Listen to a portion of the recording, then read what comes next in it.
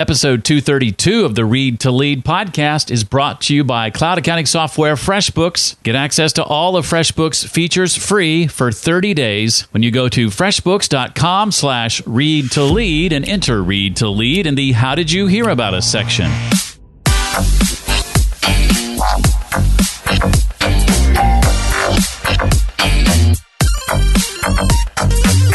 It's much, quote unquote, safer to have my kids reading a book, finding directions on their own, talking to people, than putting this Godzilla device of power in their pocket. Hello there, nonfiction book lover. My name is Jeff, and this is the Read to Lead podcast. And this podcast is dedicated to your personal and professional growth. It's based on my belief that if you want to achieve what I call true success in business and in life, then intentional and consistent reading is a must. Here at the Read to Lead podcast, the attempt is to narrow this ever-important reading list, and upon doing so, bring you the key insights and main ideas from today's most successful and inspiring authors. One of those is a young lady who has authored numerous books. We'll sit down in a few minutes with Arlene Pellicane, where we'll likely spend the majority of our time talking about Arlene's book, Calm, Cool, and Connected: 5 Digital Habits for a More Balanced Life. Another of Arlene's books I plan to spend some time in is one called Growing Up Social: Raising Relational Kids in a Screen-Driven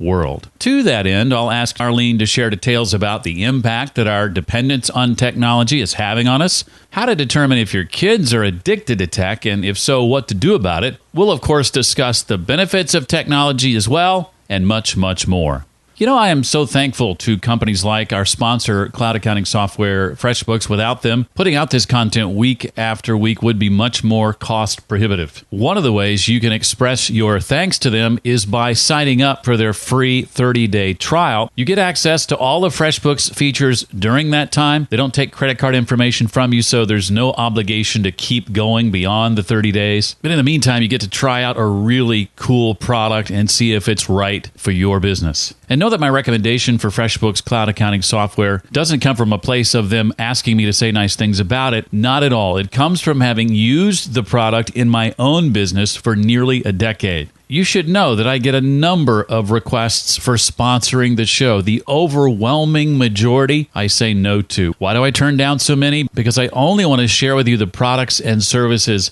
I believe in and can stand behind. If you haven't tried it out yet, I encourage you to do so. You can go to freshbooks.com/read to lead right now to sign up for their free 30-day trial. Be sure to enter Read to Lead in the How Did You Hear About Us section.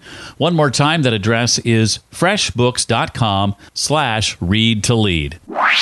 Arlene Pellicane is a speaker and author of several books, including a couple that we're going to attempt to dive into today. One of those is a brand new one called Parents Rising. 31 Days to a Happy Husband is another. Calm, Cool, and Connected: 5 Digital Habits for a More Balanced Life is a book I've been enjoying the last few days and is teaching me a lot. We'll dig into that. She's also the co-author of Growing Up Social: Raising Relational Kids in a Screen-Driven World. That's a book co-written with Dr. Gary Chapman, and if that name is familiar to you, it's probably because you've heard of the 5 love languages, one of the most popular books on the planet. She's also been featured on numerous media outlets like The Today Show, Fox and Friends, and Focus on the Family, and now the infamous Read to Lead podcast. For more on Arlene, for free family resources, to find out about her Happy Home podcast, you can visit her website, ArlenePellicane2Ls.com. Arlene, welcome officially to Read to Lead. Great to be with you, Jeff. Thanks so much for having me. Well, since digging into one of your books, Calm, Cool, and Connected, I have been trying to be more mindful about how often I'm looking at my phone specifically. Mm-hmm. My wife and I went on a date on Wednesday, and I did manage to only look at it once during the course of that date, which is huge. Nicely done.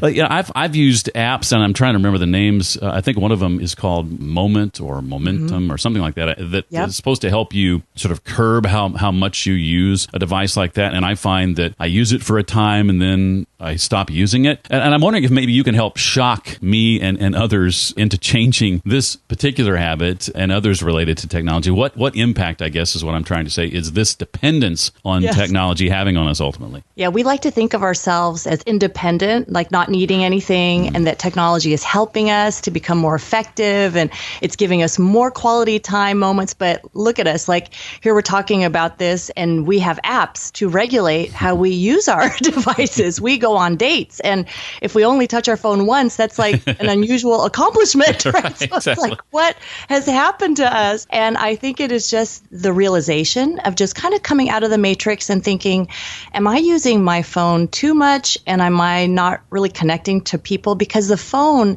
it has this guise of this will connect you to others. This will allow you to, Skype people in different countries. This is allowing us to talk right now. So there's so many cool connective things about it. But on the same token, it tends to be a time waster. It tends to be a stressor, that you're just bombarded with all this information. And so I think for us to look back and say, is this like a digital binky in my life, a digital pacifier? Like if I left home and I know my route, I don't need it for the map, like I can get to my destination. Can I get back home without thinking like, oh my goodness, I'm going to go into hives because I don't have my phone with me, So it's just this idea of, can you be independent of your device? I understand you need directions, and if you were out of town, you'd really need it for your contacts and all that. But besides all those things, how much do you need it? And then how much is it affecting your personal life? That's the issue there, because you want to ask yourself, is this technology bringing me closer to the people that I love? Or is it becoming this kind of slow fade where I'm talking to people less and I'm just kind of scrolling more? And I think that's the habit that we need to really look at.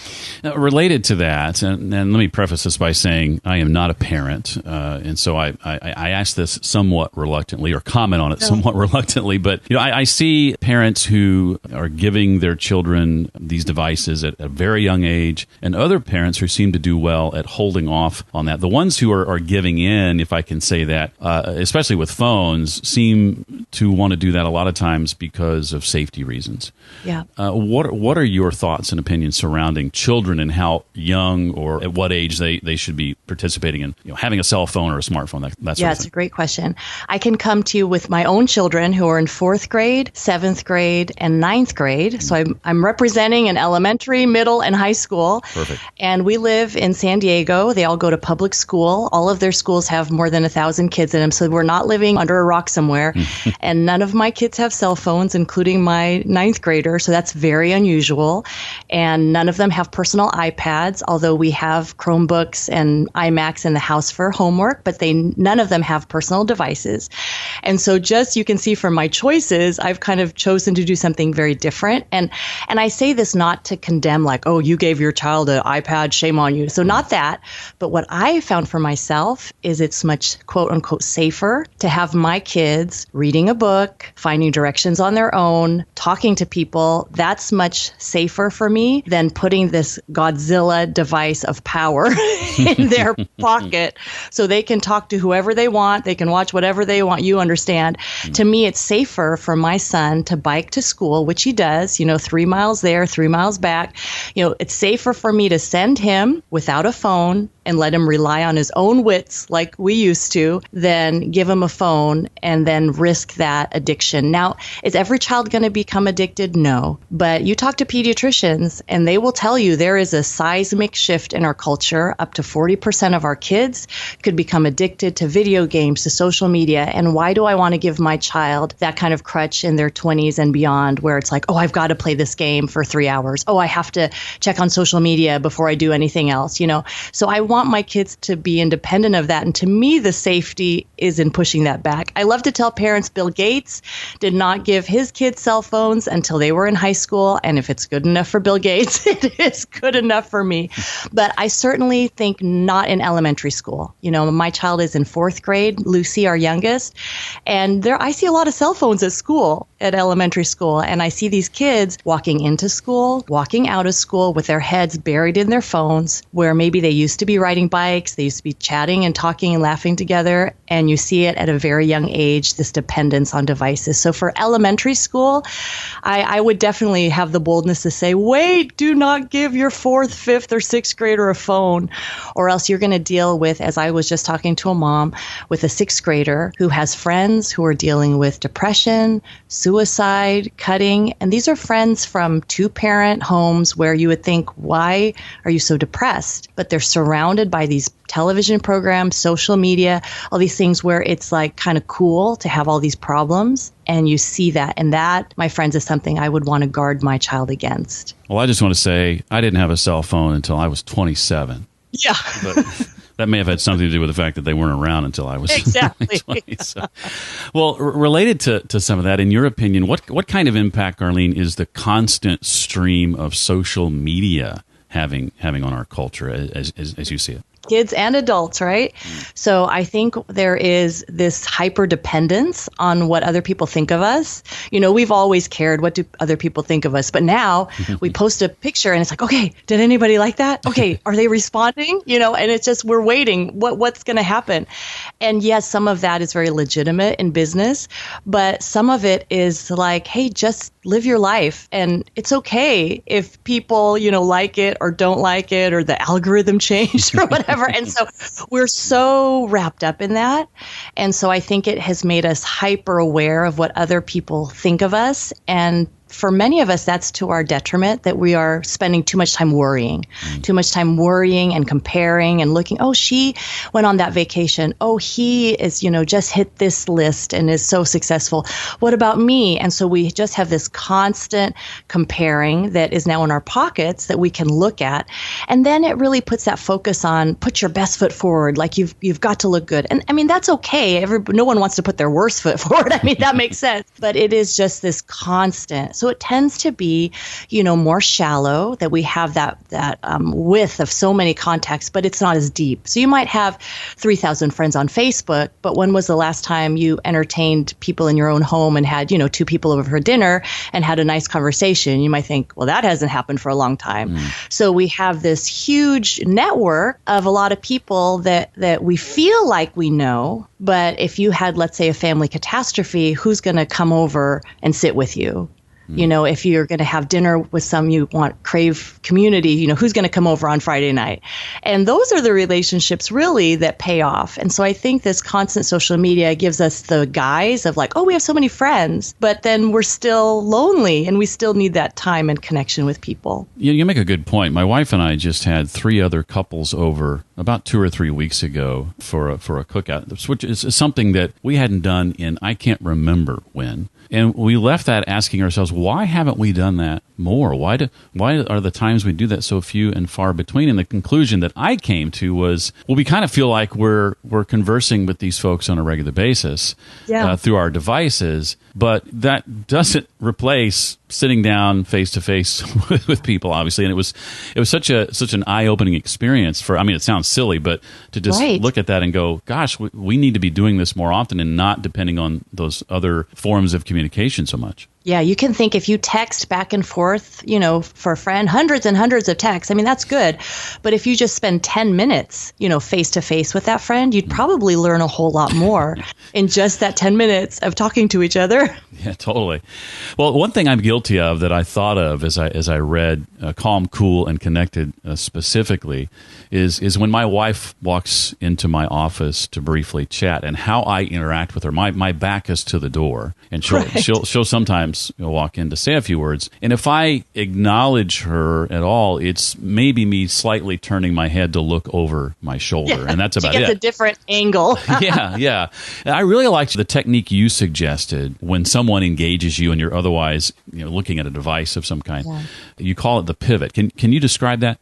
Yes, the pivot is simply when you're with your device in front of your computer, holding your phone, tablet on your lap, and someone, a human being you know, enters the room. You literally pivot away from that device, give them your full eye contact, and say, hi, or what do you need? Or oh, here's the answer to the question you just asked me. And you literally pivot your body away from your device and give them your full attention.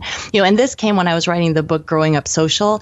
And my kids thought that was so funny. Oh, Mom, you're talking about being social with your kids and your back is toward the computer. They thought that was so funny.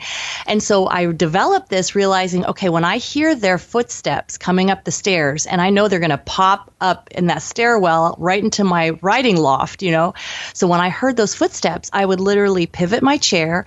And when they reached the top of the stairs, I'd be looking at them and saying, hey, how was your day at school? Or, okay, that is in the whatever question they were asking. And then I go back to my work. And I realized just that small gesture of pivoting towards them made them feel I'm important. Like what I have to say takes priority over whatever my parent, my spouse, my friend is doing. And that is a good and healthy thing to think that the people come first, the device comes second, your email will be able to be finished, you'll get back to your work, no problem. But the person that's entered your airspace feels like, okay, fine, good, I'm important enough. And it really doesn't take more time. It's about the same amount of time, the interaction, but it's simply this nonverbal that says you're more important than this machine. It's not unusual today to go into public and see virtually every other human being ignoring everybody around them, or to see a family together at a restaurant table. And if there's ever a child acting up and making a scene, I'll often notice that at least one of the parents has their nose buried in a device. And you can't help but wonder, is that child just dying for your attention? It's so true. It is so true. And, those are two scenes. One is like with your people, with your group. And then one is just kind of on your commute as you go on. And I think when you're with your people, whether you're having a business lunch, whether you're meeting with a sister, whatever you're doing, it is so important that, hey, this is our time together. I mean, how often do we get to eat dinner or have lunch with these people? So don't waste it by burying your head in the phone. Now, for that parent who is ignoring, your child, I get that. It's easier to pretend like you're busy. Like, hey, I'm important. I've got this important email. I don't want to deal with my 5-year-old pesky kid, But it is so important that you get those priorities straight with whether you're with children or someone else. Like, do I want a relationship here or do I want convenience? Because it's more convenient to look at your devices. It's more convenient just, okay, conversation's awkward. Let's all look at our devices. But that's not going to get you far in life. That's not going to give you the relationships you want. No one at the end of their life says, oh, I wish I would have just spent more time on Instagram. Nobody's going to say that. It's the relationships you have. And, and during that commute, when you've got your earbuds in and, you're untouchable, there's a point of that's okay. We need time to decompress. That makes sense. But when someone is approaching you on a commute or someone talks to you, let's have that common courtesy, to look someone in the eye, answer their question. I think there is that need for common courtesy again. My husband and I were recently on a date. We live in San Diego, so we have a lot of tourists here. We were walking by the water. It was a quiet evening, so there weren't many people on the sidewalk. And there was this couple taking pictures of each other, and you could kind of tell, like, hey, they'd probably like a picture together. Now, if we are tuned into our devices only, we just walk by those people. We don't notice those people. We're on our phones, we've got things to do, we've got our earbuds in, we just walk past. But if you live like you just want to be aware that there are other people around you. So my husband just asked, would you like us to take your photo? Oh, yes, please. Turns out they were from Ethiopia. It's like, that's kind of cool that you're walking and you made somebody's day. They were so happy. And they're now probably thinking, oh, Americans are so friendly, So like, you never know, who you might touch, who you might help, who you might smile at. So yes, it's okay, be on your device, but just be open that there are people around you and show that common courtesy again. It's not all terrible news, Arlene. You hinted at some of this a moment ago. What are some of the benefits to having immediate access to the technology we do today? I think immediately of being able to, wherever you are, listen to this conversation for one. What are some other examples? Yeah, there are so many, right? You can learn so much now. You don't have to, you're not limited by the people you know in person. You can know you have all these kinds of mentors online. You can watch videos of people. You can listen to talks. You can listen to podcasts. I mean, the ability to learn now is just amazing, that you could just be there with your device and have this constant stream of information. And so here's the catch, right? so you need to get this information and then you need to do something with it, or else we're very information rich, which we are, but maybe we are application poor, or maybe we are wisdom poor. So those are those places where we need to seek things beyond just getting to know more. Like, how do I use this? And how do I have the discernment to know, okay, should I be using this? Because there's a lot of junk out there as well. Technology obviously is great for Skyping people that you can't see in person, but you could talk to on a regular basis. I think of all these military families who are now able to Skype their loved ones. I mean, that's amazing. So GPS, I was in Illinois a few weeks ago in the middle of cornfields looking for my speaking destination. And man, without that GPS, I tell you what, I wouldn't have made it. They'd all look the same to me. So there are so many amazing things. And you just have to realize it is that double-edged sword, that there is that part that's, wow, this is great. And then there's that other part, checking your phone first thing in the morning, checking it late at night, watching TV till 1 o'clock in the morning, because you just cannot get over the series that just keeps loading, So there's also that other side that you have to exert a lot of self-control to make sure it's in its proper place. Arlene, for someone whose job requires them to, say, always have their phone nearby, maybe they're on call, any practical strategies for someone in that situation to be more efficient with the time they spend on that device or online? This is my husband, believe it or not. He's a realtor, and he also manages properties. And so he always has to keep his phone nearby in case he gets that 2 o'clock in the morning call like, my house is flooding, or whatever it is. And so a few things that I've seen him do that I think work, like he doesn't charge his phone exactly right next to the bed. It is across the way so that you don't build this habit of just always touching your phone. But if it, he got a notification in the middle of the night, we would hear it. Believe me, we hear it, but it's just not right there. And then if we're in the car or we are other places, like our kids all understand, okay, if daddy gets a call, he has to take it because maybe it's this emergency. So we're all kind of trained in that way. So it is true, like in inconvenient times, it's like, okay, daddy's getting a phone call right now. Just everyone be quiet, for 5 minutes while daddy's on the phone. Like, we have done that many a time. But what makes up for that is when he's not on the phone, he is fully there, right? He's asking questions. He's telling stories. He's laughing. And if you have enough of that relationship in play when you're not on the phone, then when you do get that emergency phone call, the people around you are like, oh yeah, let him take the call. Versus if you constantly are on your phone, even when it's not an emergency, but you're just always on it, then it's like, oh my word, like when are you ever not going to be on that thing? So I think he makes a very concerted effort to ignore it unless it calls for an emergency, and then really be there with the people that you're with, and then explain to them, hey, I'm an emergency worker. I have this going on. I have this. If I get a phone call, I'm sorry. I'm going to need to take it, but then I'll jump right back in with you. So people understand that, and I think they give grace to that. And related to some of that, there are studies, are there not, that have researched the impact of spending time on that device or looking at that screen right before going to bed and how that adversely impacts your sleep. How interesting. There was a pediatrician that I just talked to, and he was saying that they had this big medical conference, 5-day conference, and one whole day was on sleep. And he thought that was so amazing. And it's just because Americans are not getting enough sleep, whether they're a teenager, whether they're a full-grown adult, like we are spending too much time on devices. And they actually came to the conclusion that 2 hours was an optimal window to turn off your devices and go to sleep. And I'm hard-pressed to know who powers down 2 hours before bedtime. But let that be kind of a cautionary tale that if we're watching something right to the point of sleep, or we're on our phones right to the point of sleep, we're probably not preparing ourselves as well as we could be by, let's say, starting with half an hour before you're going to sleep. Okay, let's stop watching TV. Let's get reading our book, that Jeff recommends. Let's start doing a behavior like that, and that's going to be a whole lot more restful and lead you to a more successful sleep pattern for your life. I'm one of those people who has used the excuse of my phone being my alarm that wakes me up. And I use this app called Sleep Cycle, and I'm gonna tell on myself here a bit.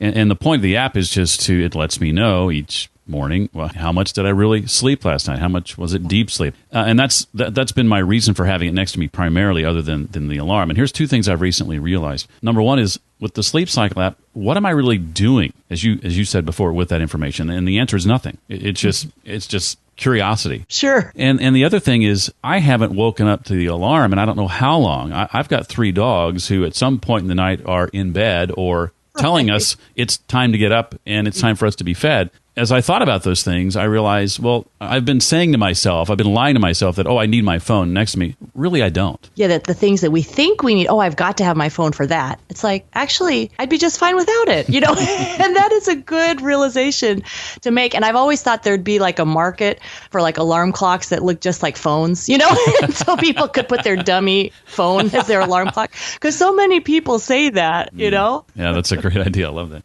Well, I've got a couple of questions I want to get to, if we have time, Arlene, that aren't directly related to your books. But before I do that, is there anything else about this topic that you want to make sure that we know? I just want to encourage people, it's okay to assess where you're at and then make some tweaks and changes. Like, what would be that good change in the next month for me to make? And just make it one change. Don't try to fix like 1,000 things, but say, you know what?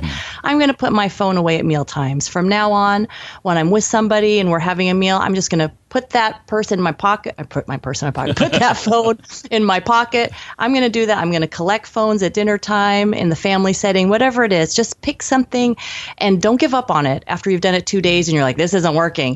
Give it time. Give it a month. Keep with it. And you can make the changes that will really be helpful. Well, as a successful speaker, I know you're a speaker. I assume you're a successful one. What are some of... I'll take that assumption. What are some of your tips for delivering a talk that's impactful and memorable? I think practice your talk and record it, and then you can listen to it. This is something we learned from Zig Ziglar years ago. My husband would tell me, Zig Ziglar would record his talks. You need to record yours too, So record your talks, listen to them in the car, and then you realize like, oh, my word, this is like super boring 20 minutes in. Or, oh, goodness, I need to like start with something more exciting. So don't just assume, okay, let me just wing it. Go ahead and record it.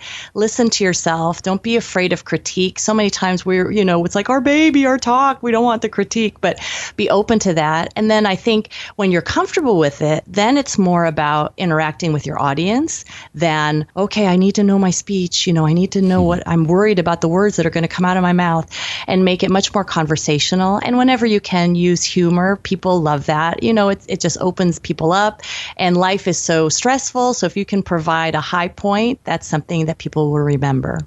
How about the books that you've read over the years, or maybe more recently? What would you say, Arlene, are the 2, maybe 3 titles that come to mind as having had an impact on you?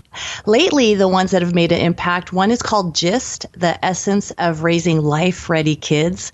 And this is by a psychologist and by a pediatrician, the same pediatrician that I was referring to earlier in the podcast, Timothy Johansson.